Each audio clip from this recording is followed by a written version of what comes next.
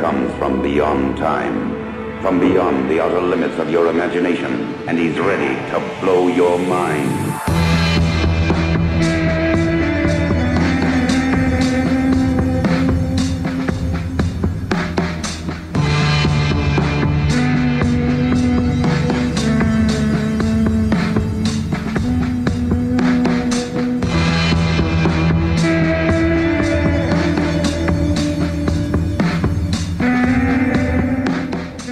Scare Tactics. Please, someone for the love of God, tell me you remember Scare Tactics. It was a show that boomed during the era of prank television during the 2000s, starting with Punk'd, a show that mainly targeted celebrities and other Hollywood personalities.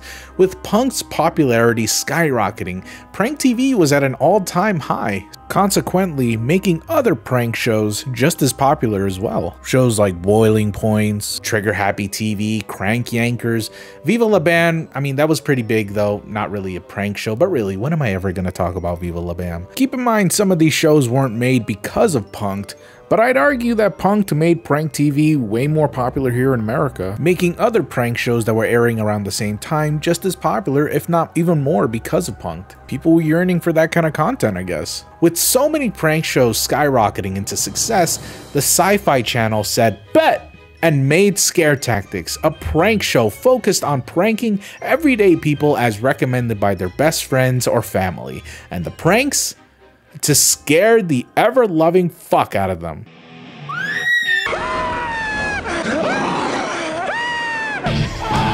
Oh my God!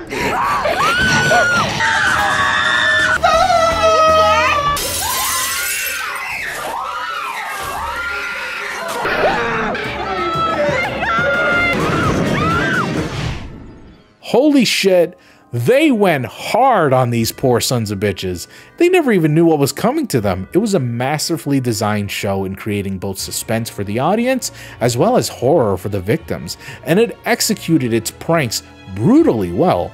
They were so good, in fact, that some might argue that's exactly what caused its early downfall. But I'll get to that in a sec. Side note, I won't be talking about the Tracy Morgan version of the show. I mean, I'll mention it briefly here and there, but I'm really not too familiar with the later seasons, and well, the pranks during this era weren't very, good.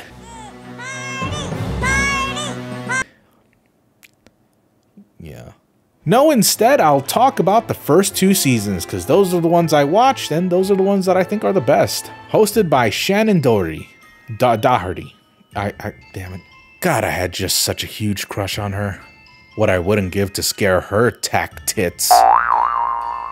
Kidding aside, Shannon was a pretty good host, but an even better prankster, as she would even participate in many of the pranks during the show's airing, which I liked. Not a lot of the hosts during this time actually participated directly into pranking people themselves. Even in Punk'd, Ashton Kutcher only showed up during the end to reveal it was a prank, and even then he stopped doing that later on. So what kind of pranks did these little weasels get up to? Well, most of the time, the victims either think they're going to die, or get kidnapped, or be abducted, or accidentally murder someone, or accidentally find life beyond our own understanding, involuntarily slaughter someone, mutilate other people, think they're gonna die, summon the devil, get kidnapped. Hey, is that Joey Diaz? Think they've killed someone, summon the devil. Okay, you get the picture. But as repetitive as some of the scenarios can be sometimes, they were nonetheless effective, terrifyingly so. One of my favorite pranks was the one where the girl is isolated in this cabin in the woods, and the whole premise is that there's like a machete murderer on the loose that's about to kill the woman inside the cabin, but it's set up beautifully. I'd be dental hygiene.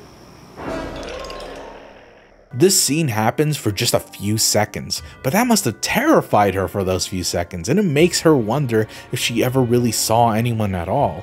The other participants call her friend who's outside to see if he's alright, and part of the prank by the way, but then he's suddenly attacked. They lose contact with everyone. Everyone starts panicking, and then this happens.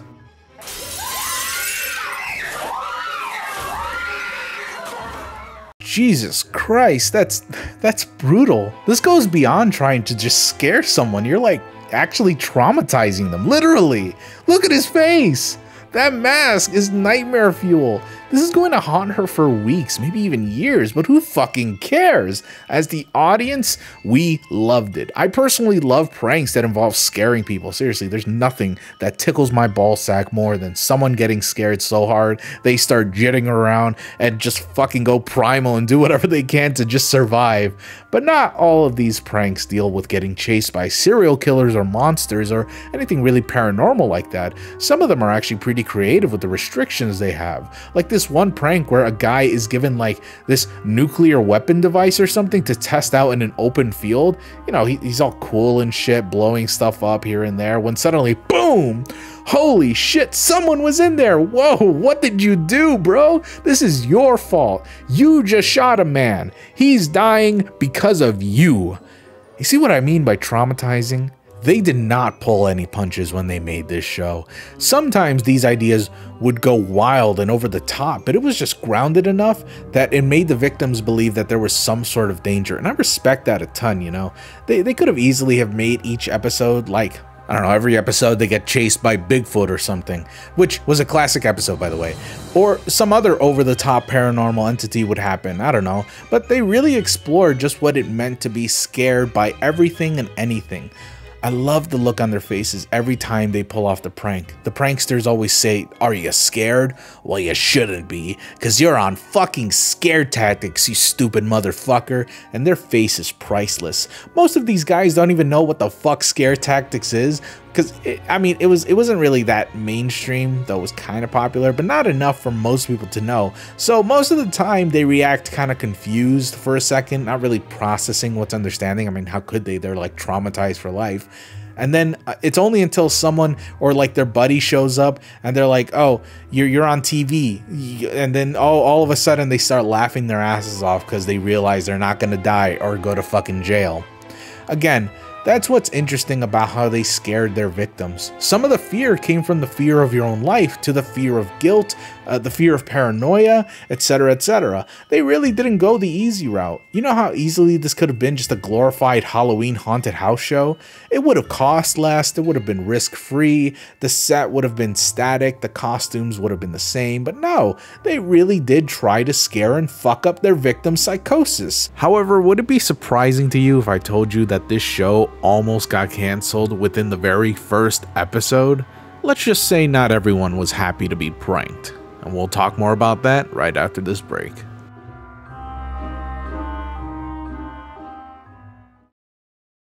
Don't touch that dial. We'll be right back.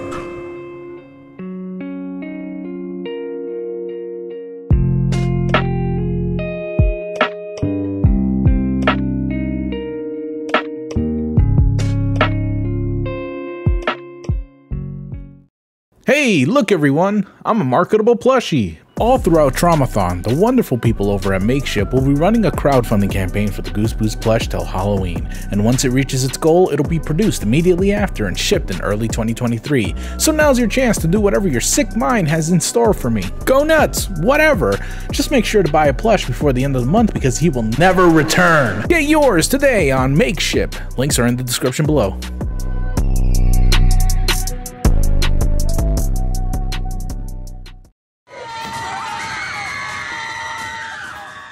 I'm surprised nobody ever died on this show, seriously.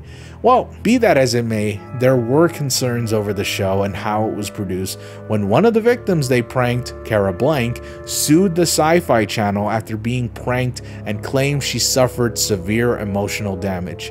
Yes, seriously, she literally went emotional damage. The details of the prank she was involved in are very similar to some of the pranks that were shown, which has led some to speculate that this might be Kara. Despite her name being Jessica on screen, they could have just changed it for the legal reasons.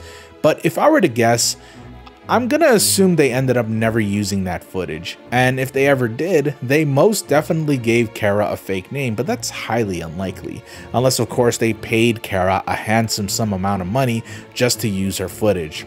In the end though, A lot of people speculate this caused some of the later pranks to not be as hardcore, which I kind of doubt. I think more so this has to do with the change of leadership. Around the time season 3 came, Tracy Morgan hosted the show, which, bless his heart, I think was emblematic of what the season was going to be, and the show as a whole was going to be moving forward. The creators of the show was Kevin Healy and Scott Halleck, who moved on to make other prank shows later after this show was inevitably cancelled. Great prank shows such as and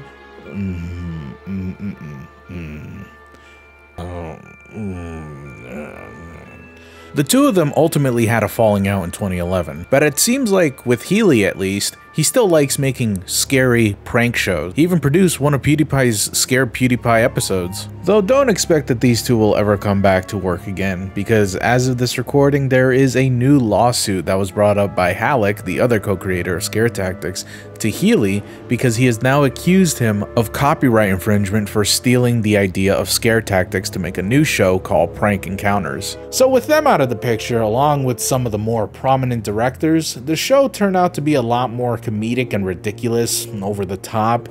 There definitely were some moments that went hardcore as shit, like this one for example. This one's my favorite. It's called the Rat Demon Prank, and the premise is that this guy is working at like a biological lab or something that they set up, and there's this whole backstory that there's like some sort of genetic mutation experiment going on here involving the cruel, inhumane treatment of these rats and like human DNA or whatever. Bless the victim's heart, man. He loves animals, and as soon as he hears that, he's like about to cry and everything. But then we get a glimpse at this rat-human embryo thing, and then things just start to tense up, and suddenly he hears noises from the cabinet, and then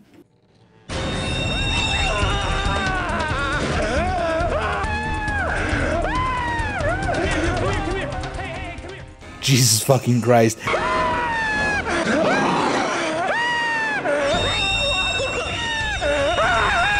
This is like the best scream they've ever had on this show.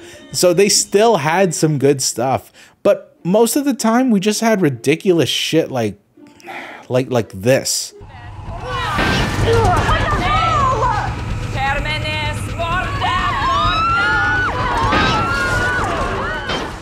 And it's like, what the fuck is this? Okay, the rat monster is dumb too, but like really? At some point, I started wondering if the show is real or not. After a while, I seriously couldn't believe people fell for some of this stuff. Although while doing research on this video, I actually found 2 individuals who were on Scare Tactics and they were the victims. They actually give pretty interesting stories on their time getting scared, though I recommend checking them out. It's an interesting little behind the scenes, something that we actually rarely ever get from this show. I really do think Scare Tactics got scared, no pun intended, by the lawsuit. Sure, they did 2 seasons without a care in the world, but whoever took over during season 3 probably wanted to steer clear from anything too risque and anything too costly. Anyways, the ratings started to die down, the show was beginning to decline, and eventually Scare Tactics stopped airing on TV. It was moved over to the horror channel Chiller, not to be confused with the superior streaming service Shudder, which, if anyone from Shudder is watching, I'd be totally happy with any sort of sponsorship for the month of October, or fuck it, even after Halloween. I love your stuff. My favorite movies are Tetsuo the Iron Man. I love it. Don't ask why. Seriously, don't. Just sponsor me, please. Nowadays, it seems that it's kind of a show that faded off into history and was completely wiped out of most human memories.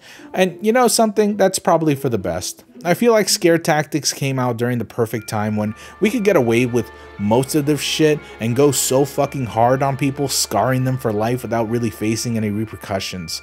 Well, most repercussions anyways. I think if this came out now, people would clutch their pearls about how mean it was, and you know, I won't deny it, it's a fucking brutal show, but hey, call me Satan or whatever, but I thought this was entertainment at its finest.